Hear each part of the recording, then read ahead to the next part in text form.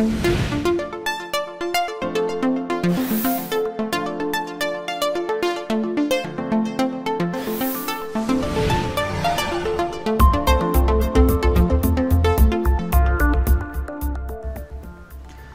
নেওয়া হয় বাংলাদেশে ৩.৫ থেকে ৪ কোটি মানুষ কোনো না কোনো কিডনি রোগে আক্রান্ত, যেই সংখ্যাটি আগে বলা হতো ২ কোটি বা ২.৫ কোটি।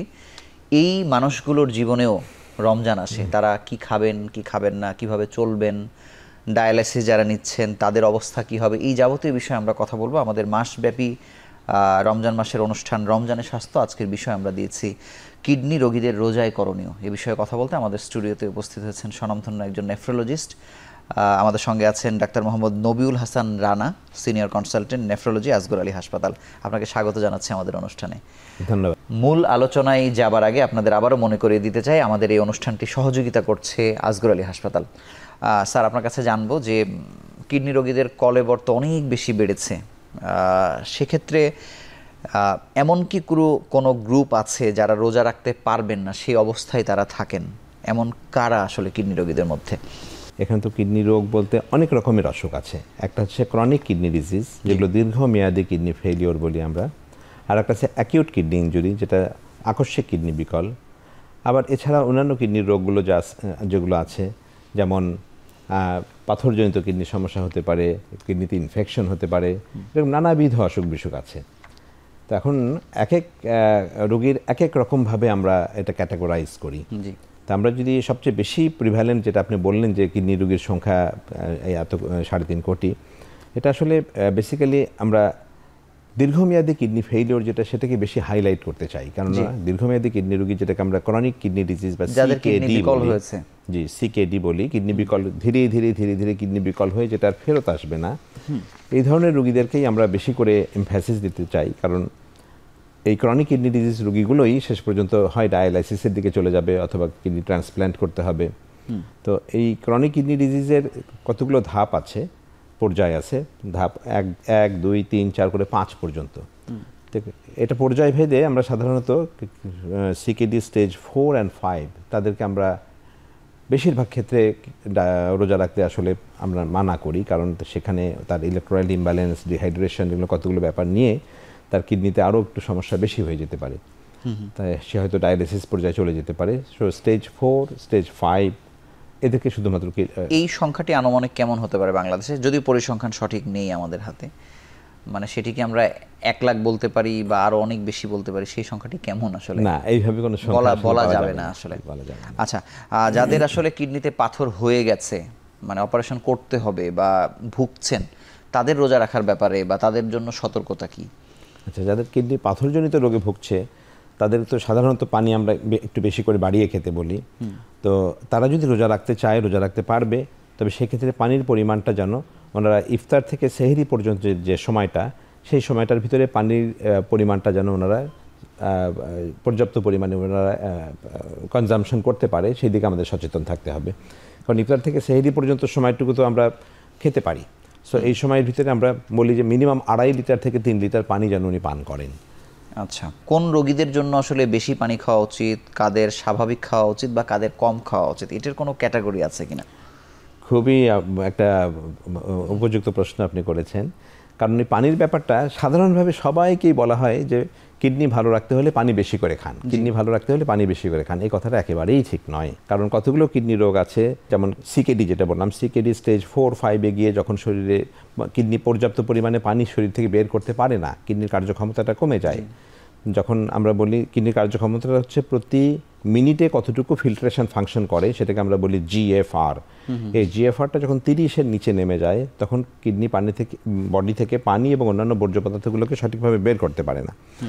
সেই ক্ষেত্রে আসলে পানির পরিমাণটাকে আমরা লিমিট করে দিতে হয়, না হলে শরীরে পানি জমে যায়, পানির আধিক্য হয়ে যায়। সেটা পায়ে জমে যায়, শরীরের বিভিন্ন অঙ্গে জমে যায়, যখন লাংসে জমে যায় তখন কিন্তু শ্বাসকষ্ট শুরু হয়ে যায়। সো সেই ক্ষেত্রে কিডনি রোগীদেরকে পানি কম খেতে হয়, যেমন ১ লিটার অথবা কাউকে পর্যায় ভেদে, এক এক রোগী এক এক রকম।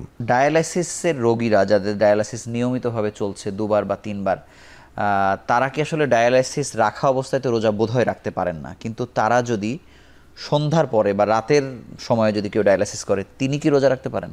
ডায়ালাইসিস রোগীরাও রোজা রাখতে পারবেন, তবে সেটাও ইন্ডিভিজুয়ালাইজড। কারণ ডায়ালাইসিসে যদি আমরা মনে করি যে সেখানে আমাদের কোনো ডায়ালিসিস রোগীদেরকে স্যালাইন দিতে হয়। স্যালাইন দিতে হলে বা মানে এটা এক ধরনের খাবার বা নিউট্রিরেক্স বলে একটা জিনিস বা গ্লুকোজ দিতে হয়, এগুলো যদি দিতে হয় তারা পারবেন না। এটা অটো রোজা যাদের দিতে হয় না অটো রোজা ভেঙে যাবে, আর যাদের দিতে হয় না তারা কিন্তু ঠিকই রোজা রাখতে পারবেন, ডায়ালিসিস নিয়েও পারবেন। আচ্ছা, পরের বিষয়টা তো আর সন্ধ্যার পরে তো ওনারা ইয়ে করতে ডায়ালিসিস দিতেই পারে। কিন্তু কিডনি রোগীদের ক্ষেত্রে ডিহাইড্রেশনের যে কথাটি বলা হয় আসলে, তাহলে এই যে এত ঘন্টা যে তারা পানি ছাড়া থাকছেন, এটি আসলে মানে কোনো না কোনো পর্যায়ে ক্ষতি করছে কিনা, নাকি এটা পুষিয়ে নেওয়া যায় ডায়ালিসিস রোগীদের, মানে যে কোনো কিডনি রোগীদের ক্ষেত্রে? যে কোনো কিডনি রোগীদের ক্ষেত্রে যেহেতু বেশিরভাগ অ্যাডভান্সড কিডনি ডিজিজে আমরা বলি ফ্লুইড রেস্ট্রিকশন থাকে, ফ্লুইডের মাত্রাটা কমিয়ে দিতে হয়। সো যে রেস্ট্রিকশন করা হয়, যাকে 1 লিটার বা 1.5 লিটার বা 2 লিটার, যাকে যতটুকু বলা হয়, ইফতার থেকে সেহরি মতো খেয়ে সেটা পূরণ করতে পারলেই হলো।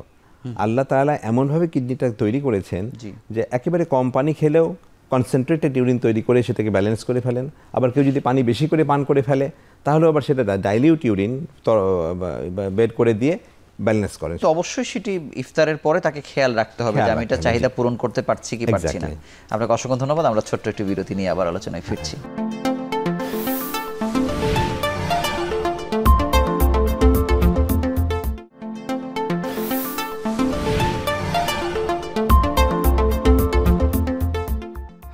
ডাক্তার নবিউল হাসান, আপনার কাছে জানবো যে খাবার দাবারের বিষয়ে, আমরা তো পানির প্রসঙ্গে জানলাম যে আমরা রমজান মাস এলেই আমরা এক ধরনের খাবার কিছু চিরায়ত নিয়ম অনুযায়ী ভাজা পোড়া বা এগুলো খাই। কিডনি রোগীদের ক্ষেত্রে এই বিষয়ে সতর্কতা কেমন প্রয়োজন?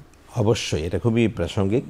আমরা পারতপক্ষে অতিরিক্ত তৈলাক্ত খাবার, চর্বিদা এবং যেগুলো ডুবা তেলে ভাজা যে আইটেমগুলো, ডালের তৈরি জিনিসগুলো, গুরুপাক জিনিস যেগুলো, সেগুলোকে এড়িয়ে চলাই উত্তম। আচ্ছা, কিন্তু আসলে ঘটনা কি ঘটে? রমজান মাস পার হয়ে যাওয়ার পরে তো রোগীরা আপনাদের কাছে কোনো না কোনো ফলো আপে আসে, আপনারা আসলে কি দেখেন? সিনারিওটা কি হয়? মানে কিডনি রোগীরা আসলে কতটুকু নিজেদের ক্ষতি করে নিয়ে তারপর আপনাদের কাছে আসে? এক্স্যাক্টলি।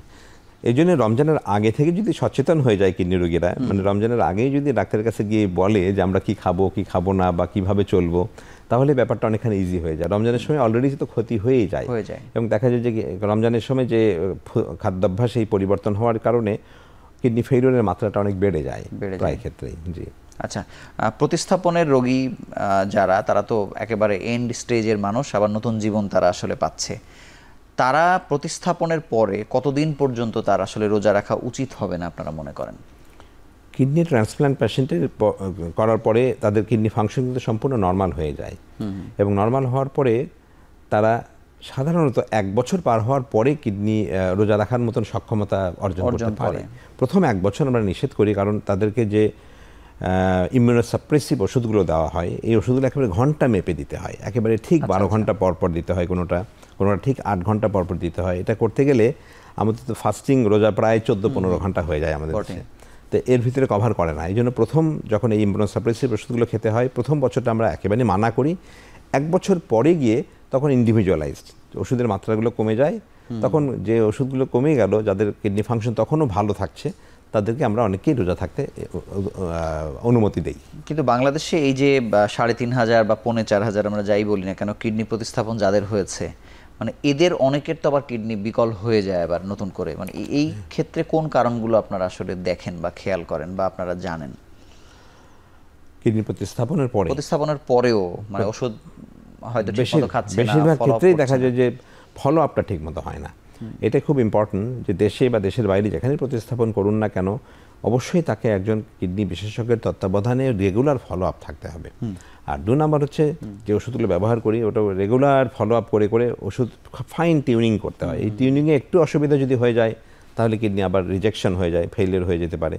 আর একটা অনেকে আছে যারা ওষুধ একেবারে টোটালি বাদই দিয়ে দেয়, সেটা তো খুবই ডেঞ্জারাস। অনেকে মনেই করেন যে কিডনি প্রতিস্থাপন করেছি মানে আমার আর কিছু করা লাগবে না, এই ধারণাটা ভুল, প্রবণতা আসলে আছে। জি। রোজার সময়ে কিডনি রোগীদের বা অন্যান্য যারা ডায়ালাইসিস নিচ্ছেন বা কিডনির অন্য সমস্যায় যারা ভুগছেন, তাদের ক্ষেত্রে ওষুধের ব্যাপারটি তাহলে আসলে কি হয়, বা তাদের কি এত ফাইন টিউনিং লাগে না কিনা? কিডনি ফেইলিয়ারের প্রধান কারণ কিন্তু ডায়াবেটিস এবং উচ্চ রক্তচাপ। সো ডায়াবেটিস কন্ট্রোলের জন্য যাদের ইনসুলিন লাগে, সেই ইনসুলিনটাও ডোজিংটা ঠিক করে নিতে হবে রোজার আসার আগেই। এমনকি একটা দুইটা নফল রোজা রেখে দেখা যেতে পারে যে তাদের হাইপোগ্লাইসেমিয়া হয়ে যায় কিনা, আচ্ছা, তাদের ইনসুলিনের ডোজটা অ্যাডজাস্ট করতে হয়, সকালের ডোজটা চলে যাবে ইফতারের সময় এবং সেটাও ডোজ কমিয়ে নিতে হয়, কতটুকু কমাবো এটা এক এক রুগীর এক এক রকম। আর রাতের ডোজটা নিতে হয় এই সেহরির সময় এবং সেটাও কমিয়ে নিতে হয়, কারণ তার সারাদিন অভুক্ত থাকবে, সেটা টোটালটা যাতে কভার করে সেই জন্য ডোজটা রোজার আগে ফাইন টিউনিং করে নিতে হয়। কিন্তু এই ব্লাড যে- প্রেশারের ওষুধ 2 নম্বরে, জি। এবং ব্লাড প্রেশার ওষুধও একইভাবে, যেহেতু যে সময়টা অভুক্ত থাকছে সেই সময় তো প্রেশার ওষুধ খাচ্ছি না, তো সেই সময়টা যাতে কভার করে সেই জন্য আমরা সাধারণত লং অ্যাক্টিং যে সমস্ত ব্লাড প্রেশার ওষুধগুলো আছে যেগুলো 24 ঘন্টা কভারেজ দেয় সেগুলোতে সুইচ করি রোজা আগেই। আচ্ছা, এবং রোজা শুরু হওয়ার পরে তার কিডনি ফাংশনটা একটু মনিটর করতে হবে। যদি রোজা 2টা 3টা রোজা রাখার পরে যদি ক্রিয়েটিনিন লেভেল যদি 0.3-এর বেশি বাড়ে তখন আমরা তাদেরকে তখন বারণ করি যে না, আপনার রোজা রাখা ঠিক হবে না। আচ্ছা। এমনি কিডনি রোগীদের আসলে ব্যায়াম করা কতটা জরুরি, বা রমজান মাসেও আসলে ব্যায়াম তারা করতে পারবে কিনা, বা কোন সময় করলে ভালো হয়? যেটা যেমনভাবে বলছিলাম যে কিডনি রোগের প্রধান কারণই অনিয়ন্ত্রিত ডায়াবেটিস এবং ব্লাড প্রেশার, এবং ডায়াবেটিস ব্লাড প্রেশার এগুলোর জন্য ব্যায়ামটা খুব অপরিহার্য অংশ। তো রোজার সময় গিয়ে আসলে সেই ব্যায়ামটা আমরা অতভাবে বলি না, কারণ রোজার সময় ব্যায়াম করতে গেলে হাইপোগ্লাইসেমিয়া হয়ে যাওয়ার চান্স বেশি। তখন আমরা যেটা বলি যারা নিয়মিত তারাবির নামাজ পড়েন, তারাবির নামাজে যে এক্সারসাইজটা হয় ওটাই শুড বি আনাফ, এবং তার সাথে ওই মসজিদে যাওয়া আসা করাতে যে 10 মিনিট হাঁটা হলো, দ্যাট শুড বি আনাফ। যেহেতু তখন আবার রোগীরা নিয়মিতভাবে আবার যায়ও, সেক্ষেত্রে একটা ব্যাকআপ হয়। এক্স্যাক্টলি। আপনাকে অসংখ্য ধন্যবাদ। আমরা আরও একটি ছোট্ট বিরতি নিয়ে আবার আলোচনায় ফিরছি।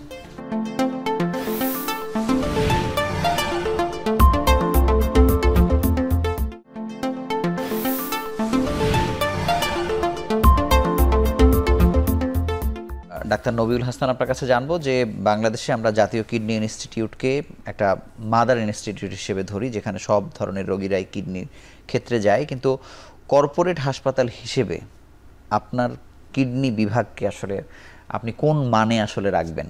মানে কি কি আছে, নেই, কি কি করতে পারছেন না, সেটা যদি একটু বলেন। আসগর আলী হাসপাতালে। জি, আসগর আলী হাসপাতালে আমি যেখানে কাজ করছি সিনিয়র কনসালটেন্ট হিসেবে, এখানে একটা কিডনি রোগীর সেবার জন্য যে সমস্ত প্রয়োজনীয় জিনিসপত্র সব কিছু ফ্যাসিলিটি আছে। এক নম্বর হচ্ছে ক্লিনিক্যাল নেফ্রোলজি বলতে যেটা বোঝাই যে কিডনি রোগীরা তাদের কিডনি ফেইলিওর যেটা হয়ে গেছে সেটা যেন আর প্রোগ্রেস না করে, সেটা থেকে বিভিন্ন রকমের চিকিৎসা, সেগুলো ক্লিনিক্যাল যে সমস্ত জিনিসগুলো যেগুলো ওষুধপত্রের দ্বারাই হবে সেটা টোটালি সম্পূর্ণরূপে আছে। 2 নম্বরে কিডনি ফেইলিওর হয়ে গেলে পরে আমাদের 3টা মোডালিটি অফ ট্রিটমেন্ট আছে। 1 নম্বর হচ্ছে হেমোডায়ালাইসিস, রক্তের ডায়ালাইসিস, যেটা সম্পূর্ণভাবে আসগর আলী হাসপাতালে চালু আছে।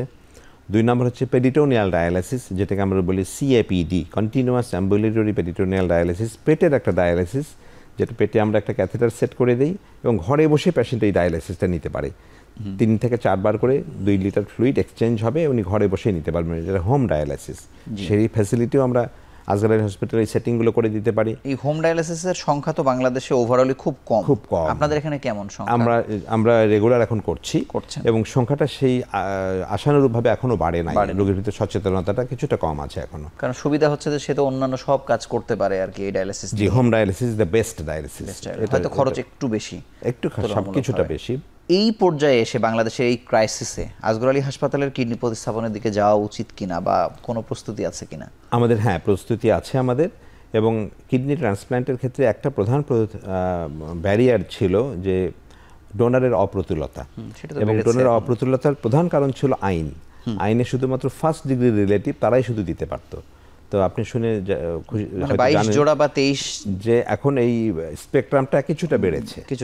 হ্যাঁ, এখন সেকেন্ড ডিগ্রি রিলেটিভ যারা তারাও দিতে পারছে। তো সেই ক্ষেত্রে কিডনি ট্রান্সপ্ল্যান্টটা আরো একটু প্রমোট হবে বলে আমরা আশা করছি।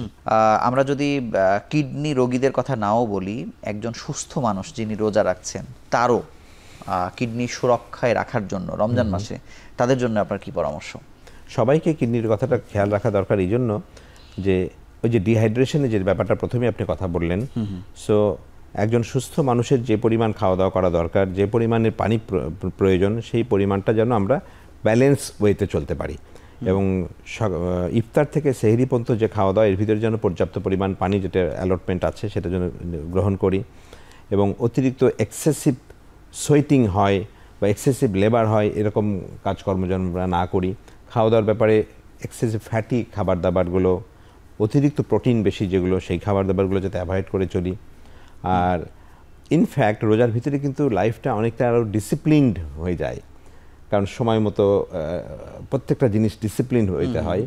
বরঞ্চ রোগীরা কিন্তু আমি দেখেছি প্র্যাকটিক্যালি যে আরও বেশি সুস্থ থাকে যদি তারা নিয়মগুলো মেনে চলে। কিডনি রোগের ক্ষেত্রে বা হচ্ছে এমনি আমরা ফাস্টিংয়ের কথা শুনছি, ইন্টারমিডিয়ারি ফাস্টিং বা আপনারা যেভাবে বলেন অটোফেজির কথা বলছি, মানে এই রোজা কি কোনোভাবে কিডনি সুরক্ষার ক্ষেত্রে কোনো কল্যাণ বয়ে আনে? খুবই ভালো কোশ্চেন করেছেন এটা।